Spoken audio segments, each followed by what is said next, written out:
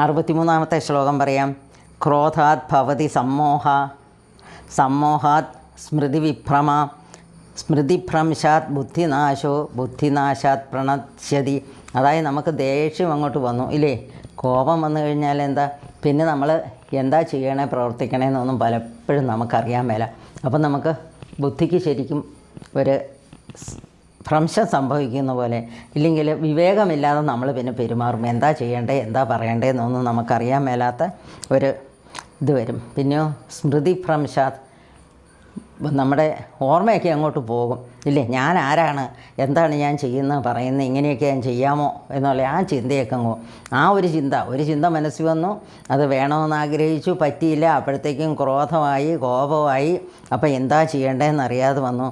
അത് കഴിഞ്ഞാൽ ബുദ്ധിനാശം എന്ന് പറഞ്ഞാൽ എന്താ, എപ്പോഴും ഒന്നിനെക്കുറിച്ച് ചിന്തിച്ച് ആ ഒരു പ്രശ്നത്തിൽ തന്നെ മനസ്സ് ചിന്തിച്ചിരിക്കുമ്പോൾ എന്താ, നമുക്ക് വേറൊന്നിനെ പറ്റിയും ചിന്തയില്ല അല്ലേ.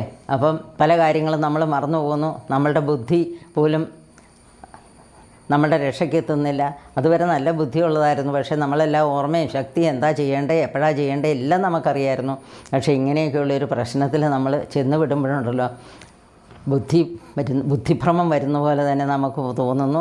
നമുക്ക് നല്ല കാണുന്നവർക്ക് എല്ലാവർക്കും തോന്നുന്നു ഇവൻ എന്നാ പറ്റിയതെന്നും ഇല്ലെങ്കിൽ ഇവൾക്ക് എന്താ പറ്റിയതെന്ന് വിചാരിക്കും. അവസാനം എന്താ, സ്മൃതിഭ്രംശം വരുന്നു, ഓർമ്മ കിട്ടുന്നില്ല. അങ്ങനെയൊക്കെ വന്നു കഴിയുമ്പോഴെന്താ ഉണ്ടാകുന്ന, ബുദ്ധിനാശാത് പ്രണശ്യതി, നശിക്കുന്നു. കാരണം നമ്മളുടെ നല്ല വഴിയെ നമ്മൾ പല കുട്ടികളെ ഇങ്ങനെയൊക്കെ കാണുന്നതല്ലേ, നല്ല രീതിയിലൊക്കെ ജീവിച്ചുകൊണ്ടിരുന്നു, നന്നായിട്ട് പഠിച്ചുകൊണ്ടിരുന്നു. പക്ഷേ ഏതെങ്കിലും വിധത്തിലൊക്കെ മനസ്സ് മാറിക്കഴിഞ്ഞു കഴിഞ്ഞാൽ പലപ്പോഴും മറ്റു പല വിധത്തിലും പോകുന്നത് നമ്മൾ കാണാറുണ്ടല്ലേ. ഇന്നത്തെ കാലത്ത് പ്രത്യേകിച്ച് നമ്മൾ കാണുന്നുണ്ട് എന്തൊക്കെയാണ് കുട്ടികളൊക്കെ കാട്ടിക്കൂട്ടുന്നുള്ളത്. അപ്പം എത്രയോ വർഷങ്ങൾക്ക് മുമ്പ് നമ്മുടെ ആചാര്യന്മാർ എഴുതി വച്ചിരിക്കുന്നതാണിത്. കാരണം മനഃശാസ്ത്രം ഇതുപോലെ പഠിച്ചിട്ടുള്ള വേറെ ഒരു ഗ്രന്ഥങ്ങളുമില്ല എന്ന് നമുക്ക് പറയാൻ പറ്റും.